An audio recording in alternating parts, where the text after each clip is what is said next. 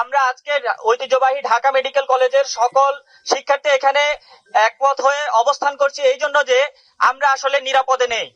আমরা আমাদের প্রত্যেকটা আবাসিক হল এবং কলেজ ক্যাম্পাসের কলেজ বিল্ডিং এগুলো এক একটা মৃত্যুপুরীতে পরিণত হয়েছে। প্রত্যেক দিন এখানে ভবনের ছাদ থেকে কয়েক মন ওজনের দেখা যায় পলেস্তরা খসে পড়তেছে। এমনও হতে পারে যে কোনো মুহূর্তে এখানে প্রাণ নাশের ভূমিকা আছে। এখানে দেখা যায় প্রত্যেকদিন রাতে প্রত্যেকটা শিক্ষার্থী অনিশ্চয়তার মাধ্যমে রাত কাটায়। তারা আসলে ঘুমাতে যায় অনিশ্চয়তার মধ্যে, সকাল পর্যন্ত সে বেঁচে থাকবে কিনা এটার কোনো নিশ্চয়তা নাই। আমাদের এই যে আন্দোলন এটা বিগত 28 তারিখ থেকে চলমান আছে। আমরা প্রত্যেকটা শিক্ষার্থী আমাদের রানিং ব্যাচে যত ব্যাচ আছে সব ব্যাচ হচ্ছে এই দাবির সাথে সম্পূর্ণরূপে একমত। আমরা চাই আমাদের নিরাপদ আবাসন। ইতোমধ্যে আমাদের সবচেয়ে জুনিয়র যে ব্যাচ K82 সারা বাংলাদেশে যখন উৎসাহ উদ্দীপনার মাধ্যমে ওরিয়েন্টেশন প্রোগ্রাম পরিচালিত হয়েছে, তারা তাদের সাহসিক ভূমিকা রেখে আমাদের আন্দোলনের সাথে একাত্মতা পোষণ করেছে।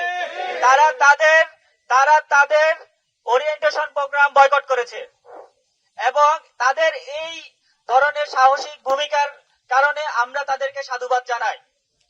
সাথে সাথে আমাদের প্রত্যেকটা ব্যাচ তাদের পরীক্ষা, ওয়ার্ড, ক্লাস সবকিছু বয়কট করে আজকের এই অবস্থান কর্মসূচিতে অবস্থান নিয়েছে।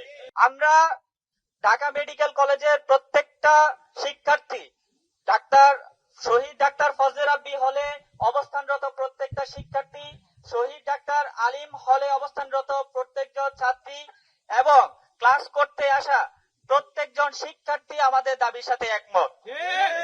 আমরা আমাদের 5 দফা দাবি আমাদের কলেজ কর্তৃপক্ষকে এর আগেও জানিয়েছি।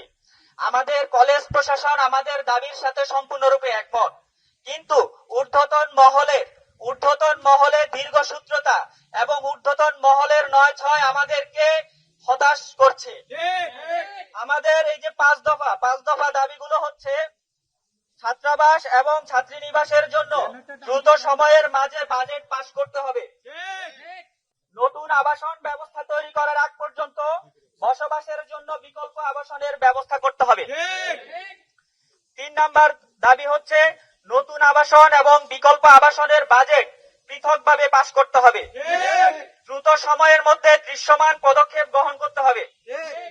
4 নাম্বার দাবি পুরনো একাডেমিক ভবনের ঝুঁকিপূর্ণ স্থাপনা পরিত্যক্ত ঘোষণা করে অন্যত্র স্থানান্তর এবং নতুন ভবনের জন্য বাজেট পেশ করতে হবে।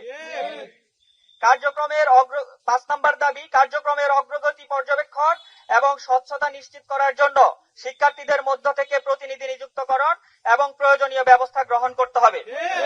আমরা এখানে বলে রাখতে চাই, ইতোমধ্যে স্বাস্থ্য শিক্ষা অধিদপ্তরের মহাপরিচালক স্যার আমাদের ঢাকা মেডিকেল কলেজের শহীদ ডাক্তার ফজলে রাব্বি হল ভিজিটে গিয়েছেন, কিন্তু উনি আমাদেরকে যে আশার বাণী শুনিয়েছেন, আমাদের নতুন হলের জন্য যে বাজেটের কথা বলেছেন সেটা আমাদেরকে হতাশ করেছে। উনি বলেছেন এখানে 2-3 বছর সময় লাগবে বা আরো বেশি সময়ও লাগতে পারে, কিন্তু এই 2-3 বছরের মধ্যে একটা অনাকাঙ্ক্ষিত ঘটনা যদি ঘটে, একটা লাশ যদি ফজলে রাব্বি হলে পড়ে, সেটার দায়ভার কার? আমরা এখানে অনিশ্চয়তার মাধ্যমে কোনো দিন কাটাতে চাচ্ছি না।